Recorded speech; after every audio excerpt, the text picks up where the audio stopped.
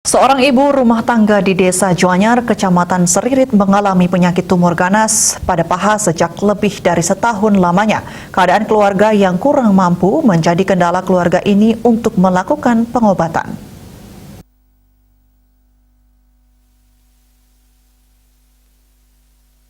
Inilah rumah Gusti Nyoman Juniani, 33 tahun, warga Banjar Dinas Kajanan, Desa Joanyar, Kecamatan Seririt, penderita penyakit tumor ganas lebih dari 1 tahun.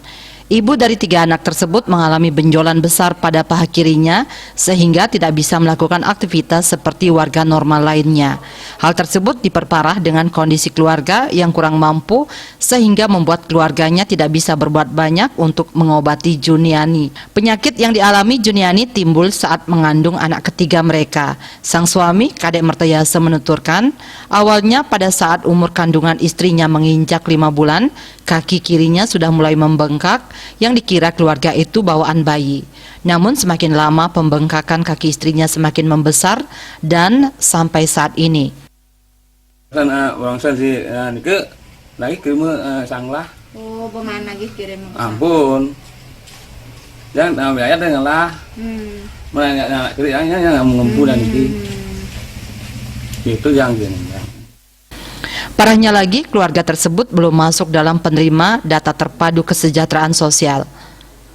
Terkait hal itu, pihak desa akan menjadikan usulan prioritas di musyawarah desa agar keluarga tersebut bisa menerima DTKS. Yang bisa kita lakukan adalah mengecekkan apakah beliau ada di DTKS atau tidak.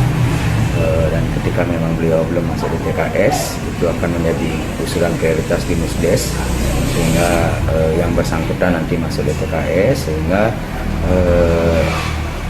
akan lebih mudah untuk akses nanti mendapatkan bantuan seperti itu. Berbagai cara sudah dilakukan oleh keluarga korban. Selain membawa Juniani ke rumah sakit, pihak keluarga juga sempat membawa ke sejumlah orang pintar yang ada di Kabupaten Buleleng. Komang Yuda, Bali TV.